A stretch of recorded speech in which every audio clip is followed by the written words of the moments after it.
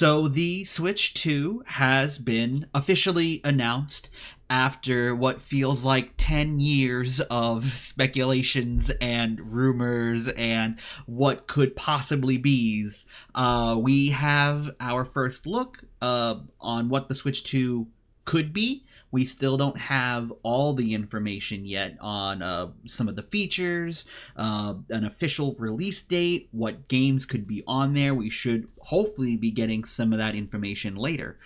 But in the meantime, what I thought would be fun to do is take a look at the first look trailer that Nintendo has put out for the Switch 2, talk about all the stuff we know so far, have fun speculating on future stuff with Nintendo, talk about the leaks, the possible what ifs, and also just have fun kind of talking about this announcement in comparison to other Nintendo console announcements, from the Switch, from the Wii to the Wii U, stuff like that. Talk about some of the games, some of the history, and yeah, let's just get started on that. I really liked what they did here in this presentation, showing the original Switch, the rail pop off, the sliding it in and on, the snap it in place, and then just immediately going to the size difference. I like this. I think this is a neat way to show this, but what I'm more curious about are two particular things. One, the extra USB slot. There's one here on the bottom. I'm assuming this is where it's going to go into the dock, and that's what it's going to plug into. And then we have one up on top. I have a theory what this could be. I'll get to that in just a second, but oh my god, can we talk about how happy it makes me in the year of our Lord 2025 that there is still products with headphone jacks on them.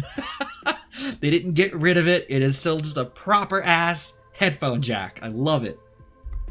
Wired all the way, baby. This handle bit is interesting, or handle, the kickstand, because I wonder, does it really go back that far? Can you really stretch it out like that? Of course, we have, there's looking like two separate things I want to talk about here. Of course, is directly in the middle, where it's going to plug into the system. And then there's the little bit above the connector, which people are suspecting is a mouse, that you can use the Joy-Cons like a mouse. Both Joy-Cons have it above the connector piece. And I'm already seeing some people comment on the name, that the name is a big sticking point. Calling it the Switch 2. Like, this doesn't bother me. Seeing PlayStation 1, 2, 3, 4, 5, that was not an uncommon thing. Atari, it was the 2600, the 5200, the 7800.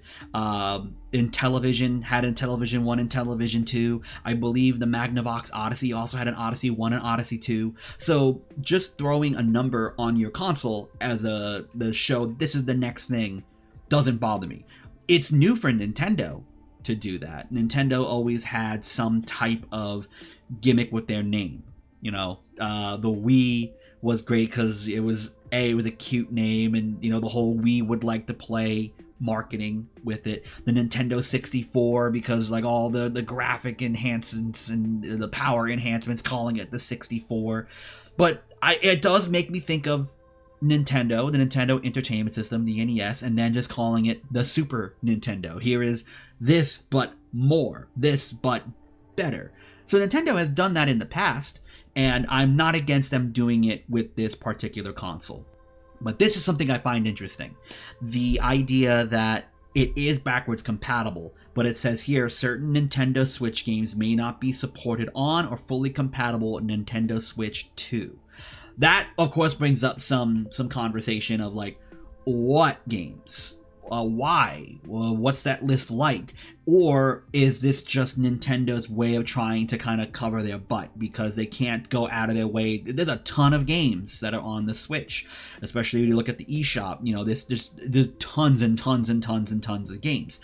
Not all of them are Nintendo first-party games, so they can't just go out of their way and say, and don't worry, every game will work. because they don't know that. They can't just say this indie game that someone made is automatically going to work on Switch 2. They can't just confirm that. That's my assumption for someone who's not at all knowledgeable on the ins and outs of game dev and Nintendo Switch hardware. Like, is there some kind of barrier that would cause that to be a problem with some developers? I don't know. I'm just taking a shot in the dark that this could just be Nintendo's way of saying, like, look, there's a ton of games on here. We can't say for certain every single one will work on here. Maybe every Nintendo developed game will work from Switch 1 to Switch 2, but they can't confirm every indie game will work. So that's my assumption. But also the fact that it has a cartridge slot still also makes me think about will there be any differences in the cartridge slot from Switch 1 to Switch 2? Will the Switch 2 ones have more space? I don't know. There's more stuff that they can add more data to it. I don't know. The idea of using the Joy-Cons as a mouse, as we're showing here, this is what some people are speculating, is that, like, when you see the Joy-Cons fall down onto the grip there, like on the original Joy-Con 1 designs, which actually I like these. I like that they have, like, the grooves and it's not just like one round bit, that you can actually pop it into here and start using it as a mouse. That's interesting, which is why I also think the second USB-C slot, the one on top of the console, I think that's going to be for peripherals. My speculation is, if this is being used as a mouse, does that mean certain games will have some type of mouse support? Like Civilization 7 is coming to the Switch, Civ 6 and Civ 7. And, I know some people don't necessarily like playing those games on with a controller.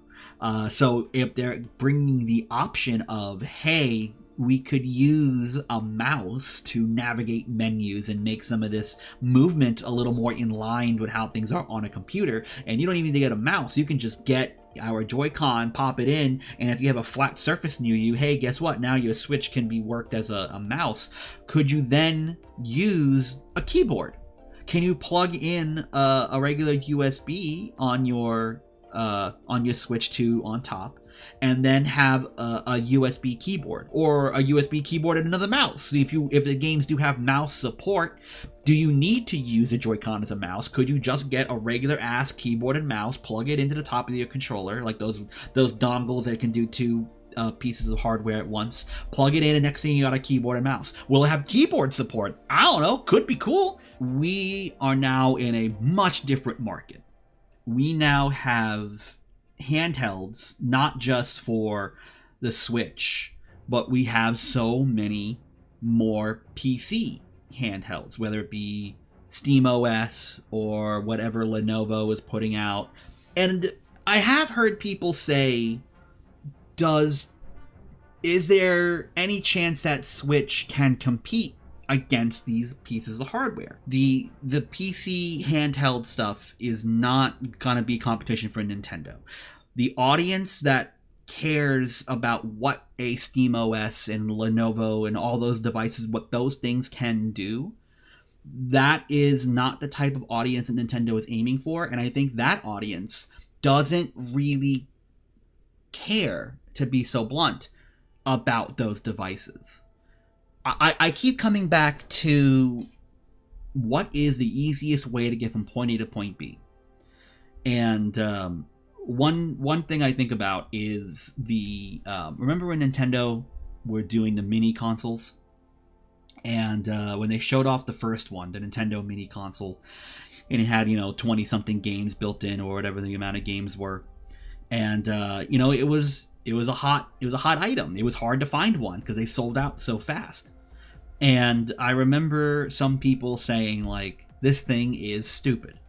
Why bother buying this thing that's only a few games, where instead you can just get a Raspberry Pi? And then there's like a whole set of steps with that, how to get different controllers, get the hardware, get it in a shell, and you get all these games, and how you download them, yada yada yada.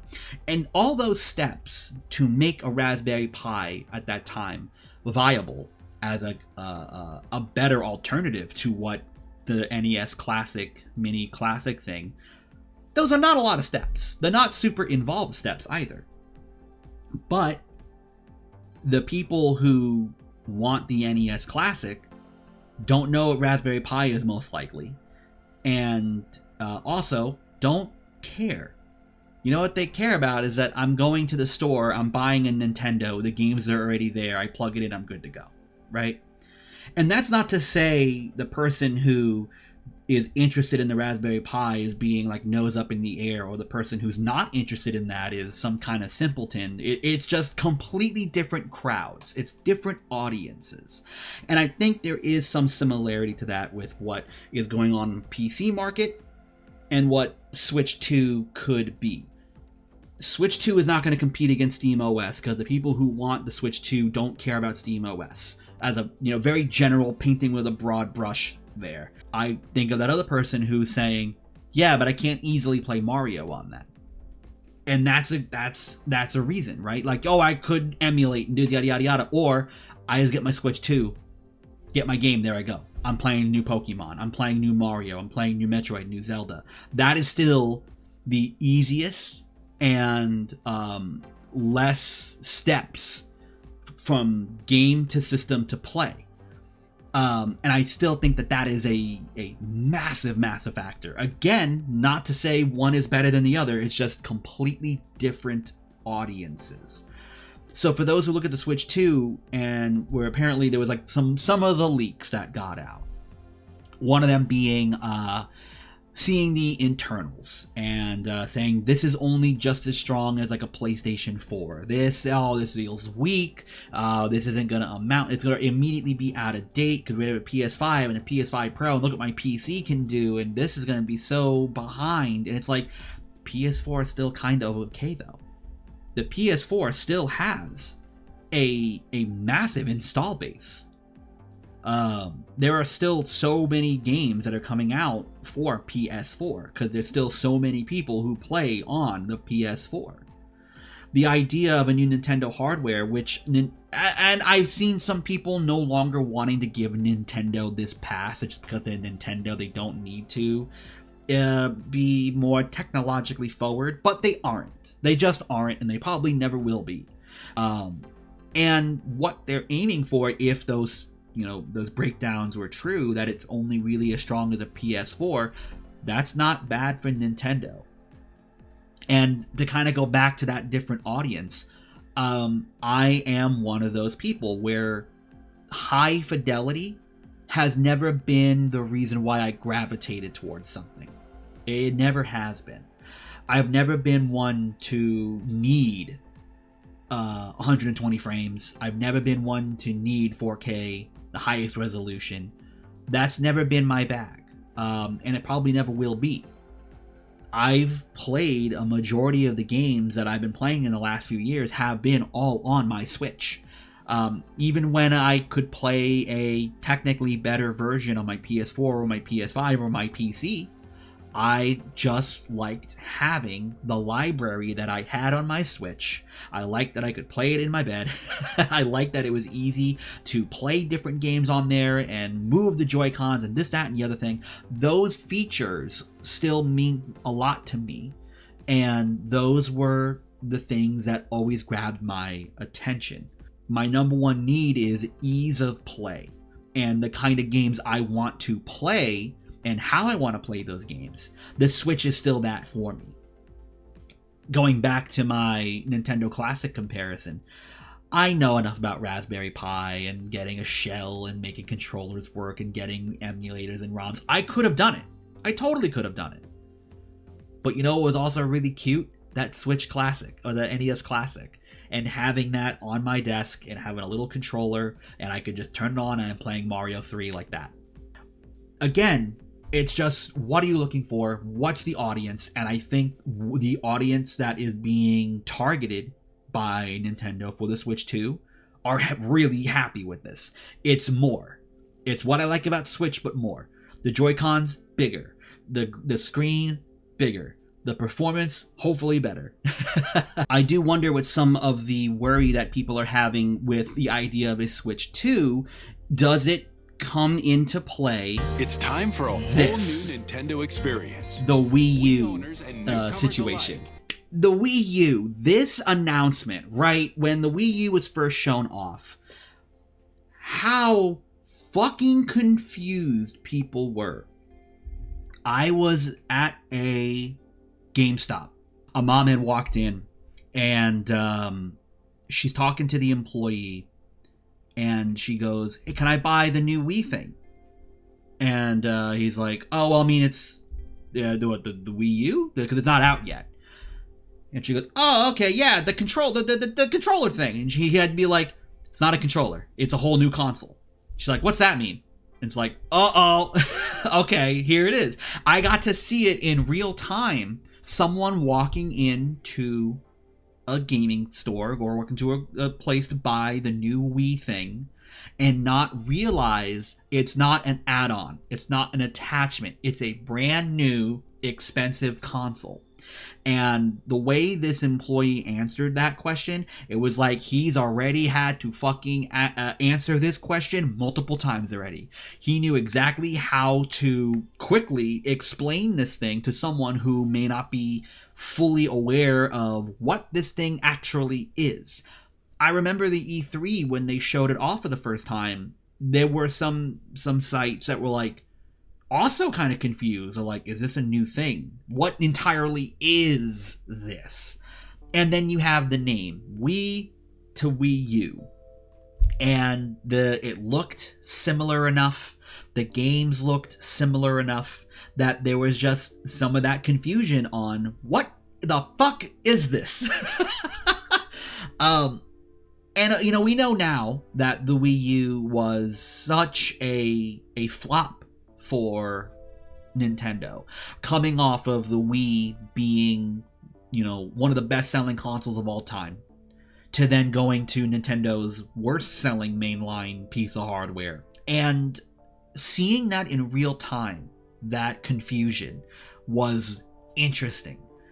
Because, I was up and up enough to know, okay, what the Wii U actually is. Now I'm more curious, what all the features, this kind of interconnected, that it's actually also gonna be, you could watch, stuff at a touch of your game. You could watch YouTube and TV on it. When you look at this thing, the tablet controller, the Wii U gamepad. Oh, you can have your gamepad, and you could also have your Wiimote at the same time. You can get Wii Sports Club, and you put your gamepad down, you put golf, and you set up, and you can hit the ball with the Wiimote over your gamepad. There was definitely some confusion of is this thing just a controller? Oh, I can access the browser. Well, I could watch Netflix on my Wii. And I knew friends of mine whose family was the Wii was the Netflix box. That was the easiest way for them to watch Netflix. Will this make watching Netflix easier? I can watch Netflix on here. Okay, plug it into my Wii, right? No, you gotta get the whole, seeing that was wild. I think one thing that helped the Wii is that it did bring in a lot of people who normally didn't play games, because it was so easily demonstratable. You could figure out what the Wii was all about just by watching someone get the Wiimote, and then they flick it, and you see that bowling ball go across the lane and they get a strike. You can understand it when someone throws the Wiimote up and the ball comes down and they can hit it with a tennis racket, or they get their Wiimote and their nunchuck and you can do boxing. Super easily presentable, super easy to demonstrate. You can just look at it and understand exactly what it is. And it's not like other games which, oh my god, these controllers started getting more involved, and what's these sticks and these buttons? I don't know what to do. I just want to play it. It was like a joystick, like when I played the old stuff like that, right? And it really helped cater towards that type of person.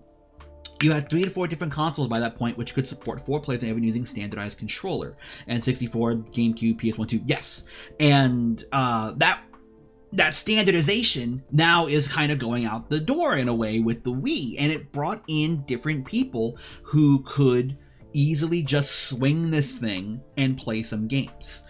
That is something that was not as well conveyed with the Wii U. Oh, what's this thing do? Well, it can play games. Oh, okay, what else it can do? It can play games on 2 different screens. Oh, that's weird. Also, you watch TV on it. Okay. Also, it does. What is this thing? But the idea of you just watch some motherfucker we would like to play and they swing that shit, and this was great. So what ended up happening is it brought in a lot of new people who weren't as, up and up on a lot of things going on in the world of games. I remember, God, I wish I could find it. I remember reading this article years ago, and they were talking about the idea of game reviews and how the game sells. And I believe it wasn't definitive that like bad reviews equaled bad sales, but they said there was more of a connection. If a game didn't review particularly well, it usually didn't sell as well. One of the big exceptions to that was Iron Man, specifically Iron Man on the Wii, because, and it's the conclusion they came to, the people who were new to gaming through Nintendo Wii weren't people who kept up on gaming news and gaming reviews and what's going on in the world of magazines and internet and what's going on in gaming culture. They had the Wii. It was a cute thing they can play games on, and oh man, that Iron Man movie was really cool. Oh shit, there's an Iron Man game on my Wii? Well, I need a new game. I've been playing a lot of Wii Sports. I'd love to get something new. Which was always a thing that people who weren't super up on games would do when they went and tried to buy games for their kids, right? It's the holidays, it's Christmas. I need to go buy, I know my nephew, he loves games. Oh, he's seen this movie. He's watched Waterworld. He'll want Waterworld on the Super Nintendo. I'm gonna buy that or whatever game. And then you play it and go like, oh boy, this game stinks. And not to trust licensed games at that time, but these were newer people, new to gaming, who could play games with ease because of these controls. And then they're in a whole new world, and they're just buying games because they want to buy games. That is the audience that then was being asked, hey, Wii to Wii U. This is the Wii U. Hey, what the fuck is the Wii U? What is this? What is all this stuff? But yeah, man, like, the Wii was great. The Wii was fucking great, man. I loved this console. I still love it. I would say up until the Switch came out, and I mean this again completely, the Wii is my #1 favorite console. It literally goes Switch, Wii, Super Nintendo. Maybe original Nintendo, kind of depending on what mood I'm in. But the top 2 is the Switch and the Wii. My dad, who hadn't bought a video game console for himself since maybe the Jaguar, the Atari Jaguar, maybe even the Intellivision before that, he wanted the Wii. He bought the damn thing. He wanted the Wii, to the point that like when you could like name your console, he named it My Toy. Like, that's his. The Wii was my dad's, and that was that. That's what he was gonna play. And this became the way I wanted to play a lot of games. I loved playing so many different style of game on here. I remember the first day we got the Wii at my house. My dad bought the Wii, we put it in, and we were playing Wii Baseball. And you can do batting, you can do pitching. And, of course, gotta have the strap, gotta put the wrist strap on so you don't fucking, fling this thing into the TV and shatter it, which there were so many videos of kids breaking TVs or grandparents being a little too overzealous and cracking their grandkid in the face. Like, stuff like that happened all the time with these Wiimotes. And I remember that being like, oh, health. Don't be too close to each other when you play this thing because you might kill grandma. Like... I'm pitching in Wii Baseball, and I'm just swinging this thing like an idiot. I'm not paying attention to my health and my surroundings. I'm just going blah, blah, blah, blah, blah, blah, this swing, because I'm curious now, what kind of ways do I need to move in order to throw the ball? How realistic is this going to be, right? So I'm just like fucking flinging this thing around, and at one point I'm doing an overhead. I have my Wiimote over my head, and I'm gonna pitch it, and I just go like, and I just bring it down. And as I'm bringing it down, I'm going at like full speed. Actually, I want to demonstrate this. Hold on.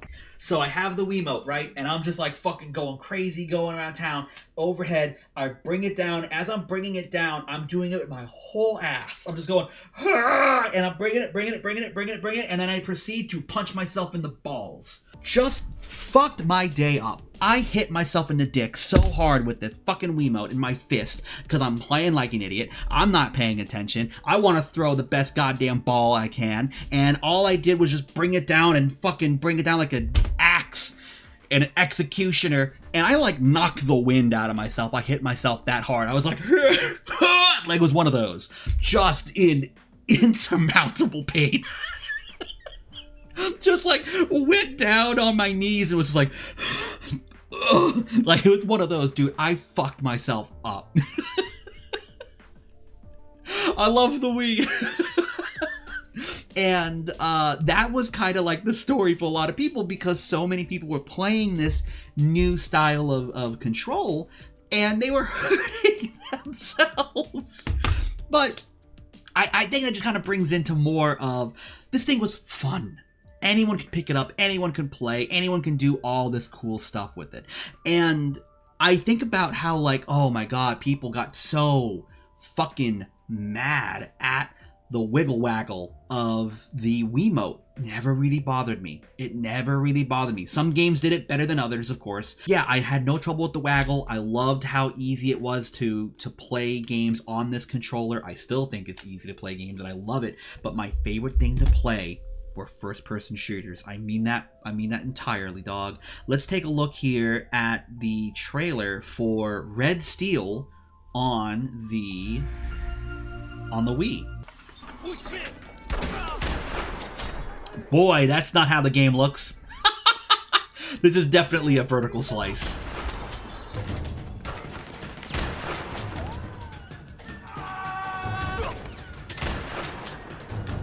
Nope. Nah, dog.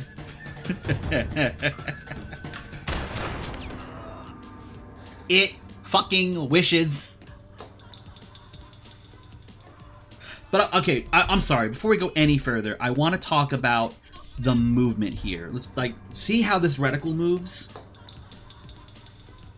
That I kinda can't do first-person shooters that much anymore, especially ones that play like the games that I love to play. Your, you know, movement shooter, boomer shooter, whatever you want to call it, because unfortunately now I get motion sick. It's very hard for me to play super fast-paced, fast-moving, fast frame rate style games. Doubly so if it's a game that really should be best played with a keyboard and mouse. I can't do it. I simply can't do it without getting sick in some way or feeling uncomfortable. I'd love to play more of Ultra Kill the way God intended, but it's too much for me. But the way a lot of games work, the first-person shooters with the Wii, is that you weren't moving the camera necessarily, you were moving the reticle. So I could be pointing forward, right? Have my reticle dead center on something, but then there'd be something in the corner. And I would just need to move my Wiimote, and the reticle would move, not necessarily the whole camera. So I could still, and you would see too, like the gun would move around with the reticle. It wasn't just a stationary thing that only moved with the camera. The camera could be still, but the gun would move and the reticle would move. And I could still aim, I could still hit shots from a distance, and I had a little more movement that was a little more precise that you could get with a mouse. I love that. It was perfect for me that I could play games that don't always move the camera, but I was still able to get like precise shots and move my reticle in a way that, like, when other Switch games like gyro aiming, it's harder for me to do because I just want to move the fucking reticle. I don't want to move the camera. And games are not designed like that. They're not gonna do that. And that was something that took a while for me to get because gyro aiming does kind of set me off in the same way playing with a mouse does. But with the Wiimote, with games like Red Steel 2, Conduit 1 and 2, Medal of Honor, Dog, the amount of Modern Warfare 3 that I played on the Wii. I played so much Modern Warfare 3 on the Wii, and I love playing it with this motherfucker right here, the nunchuck and Wii combo, the Wiimote combo, and I was just having a blast playing this. I really did. I didn't give a damn that it didn't look as good as I had Modern Warfare 3 on the PS3. I played it a ton on there too. And it didn't bother me that it didn't look as good and there were more load times and whatever. Playing it with this thing made it so much more viable for me. I loved it. And Red Steel, now this particular trailer is not a great representation of that. This is definitely not, this is not it. But, like, there, you can see, like, I'm moving the reticle, but not necessarily moving the camera. Some games handle that better than others, where sometimes you would jostle the camera around. But, like that, too, you could, like, alter the fucking, how you were holding the gun. That was cool. That is in Red Steel. I loved playing first-person shooters on the Wii. It was perfect for my motion sickness. It was a perfect way for me to just have a little more with this. Loved it. I miss it. I know it'll never come back. That style of first-person shooter or aiming with this in that way, that's never gonna happen again. But for a glorious console generation, my kingdom for a reticle mover like that again. But going back to the Wii U, and then we're gonna hop back into the Switch 2 after all this, because I just wanted to do these kind of retrospective here, taking a look at what the games were like, how these consoles were sold, how people talked about them, and then kind of go back to our conversation with the Switch 2. This was my favorite game on the Wii U, hands down. Another Ubisoft first-person shooter joint. This one for the Wii U. This is ZombiU. I love this game. Love this fucking game. And these are games that were showing up that were launch window games. ZombiU was a launch window. Red Steel was a launch window.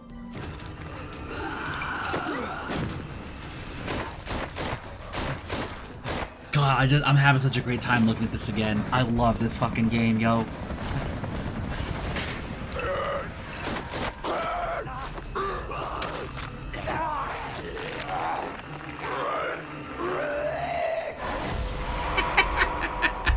So there was this period there, though, where, like, Ubisoft, it was guaranteed you were going to get some cool Ubisoft shit on Nintendo hardware. ZombiU being the biggest one for me. So the way this game would operate, this was one of those games that I think really used the pad exceptionally well, where you couldn't pause gameplay. Like, you could get into like a pause menu, but it was like a Dark Souls thing of like, if I'm going through menus, if I'm going and adjusting my character and whatnot, the game never paused. And you would only be able to go through your menu on the screen, and you would have to, look down from the gamepad to the TV screen and adjust. There was some gyro stuff, like aiming with turrets or having to use the pad and like scanning the area and seeing what stuff is on screen, like zombies or items to collect and stuff like that.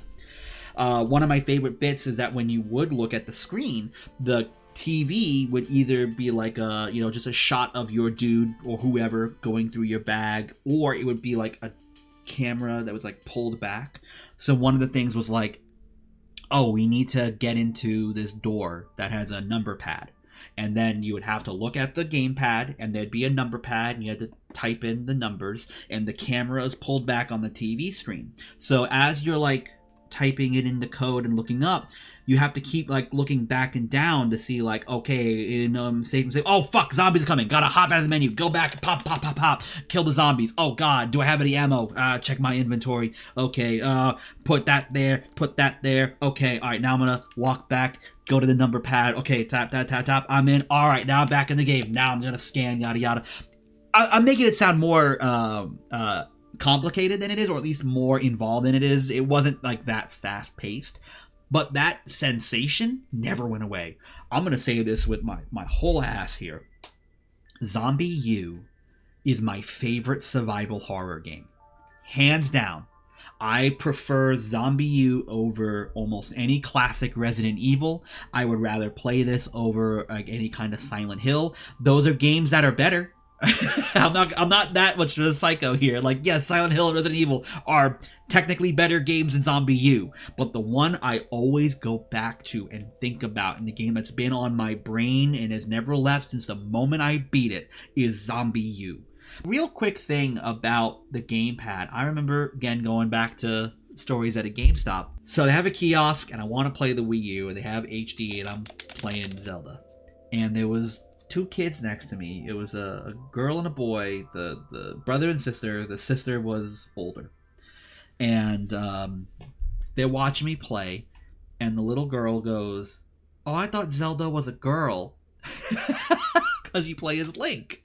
And I immediately I remember that day I was in a real shit mood. I just felt bad. I just wanted to go be around games. And hearing these kids and the little girl just be like, "I thought Zelda was a girl," I just got the biggest smile on my face. I'm like, oh, this is gonna be the best day. And so I talked a bit about the game and played it and described to them. I was like, all right, I'm gonna let the kids play. And on the kiosk, they had a demo stuff, and you can go play different games. And one of the games was Rayman Legends, which is a great game. Rayman Origins, Rayman Legends, good fucking games. So what I decided to do is that the girl, I gave her the Wiimote, and she was going to play as the platforming character. And the little boy, I gave him the gamepad, because I know the gamepad is you just need to tap on the screen, because you play as like the little frog character that lets you like pull out stuff and make it easier to make the platforming happen. And you can like tap on the bad guy to temporarily freeze them so that the other guy can then punch them, yada yada, right? So immediately there's an issue. This thing was too goddamn big. It was too cumbersome. And what ended up happening was when I gave it to the boy, I can see he's already like... He was like, how do I hold this fucking thing? And he was like, confused. And it was like, oh, this thing is not great for smaller hands or for kids. And maybe I'm projecting here with that particular situation of, well, maybe it was just a kid who's never seen one of these before, right? But that was actually something I heard a few times from people, because at that time I was a teacher. I was becoming a teacher, and I would talk to the kids and talk to their parents about games and stuff, and they would say about like, yeah, we got a Wii U, but that thing is just it's a little hard for so and so to play it. And I assumed that was what happened here. This kid is like, what the fuck? What do I do with this, right? And after some explanations, again, because this thing is not the easiest thing to demonstrate, they were then kind of figured out, and they played a little bit of Rayman. But that was, I think, something that's always been kind of an issue with this thing. Now, I think Zombie U handled this incredibly well. Zombie U is a great game. It's a great game for the Wii U. I think it plays the best on the Wii U. But one thing Nintendo had mentioned is that this thing kind of bit them in the butt, because when the Wii was coming out, this was interesting and new. Motion control, waggle. This is something that, let's talk about like the demonstration. What's the point of comparison? What am I comparing this to, right? And you look at like other motion-based things, and a lot of times they weren't that great. But the Wii U, for the most part, handled it really well, especially on the the initial presentation when the Wii was coming out, because it's bowling, it's sports, it's waggle, easy enough to emulate and get it right.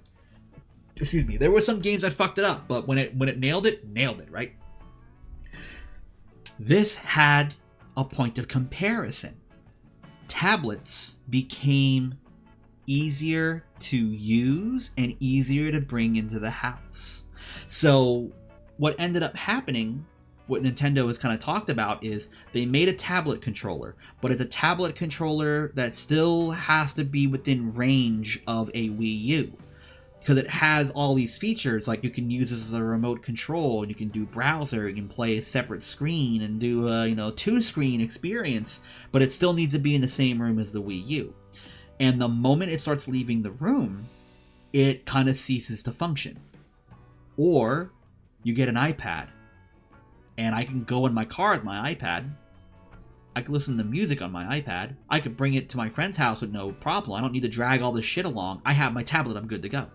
Also, the touchscreen on an iPad is really easy. Oh, there's all these other tablet devices that are coming out and they're getting cheaper. The time when this came out to when it was officially done, the idea of a tablet had just became so much easier to find one and use one that this felt archaic immediately. It had a point of comparison almost the moment it came out. It was outdated. It was being beaten by actual tablets that were entire thing was just being a tablet. So now you have a tablet controller that is harder for kids to use. You have other better tablets at home. While I loved the Wii U and I love the Wii more, but I love both systems, it wasn't until we started actually getting towards the Switch. And let's take a look at this Switch presentation real quick. Snipper Clips, what a great game to play on when the Switch came out, man.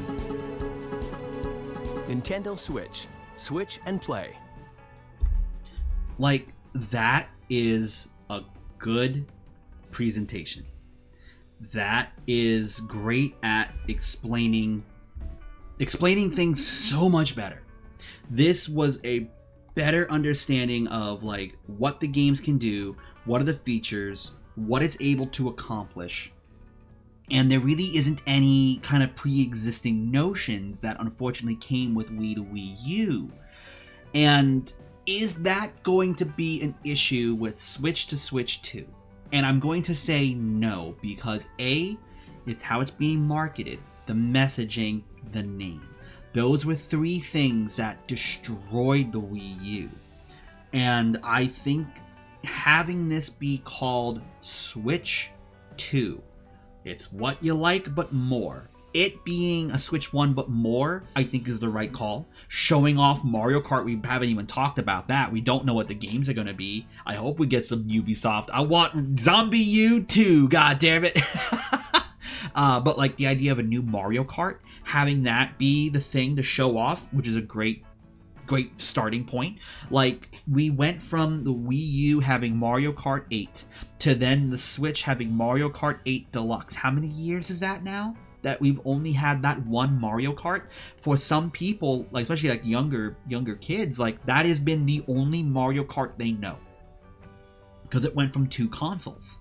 And now the idea that we can get a new one, Mario Kart 8 is one of the best-selling games for Nintendo, and like, oh, showing off this a new one is the right call for sure. But that's fine.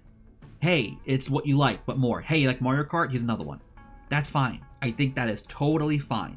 If Nintendo is playing it safe, you know, if that's like the kind of the phrase people have been throwing around, I think that's the right call.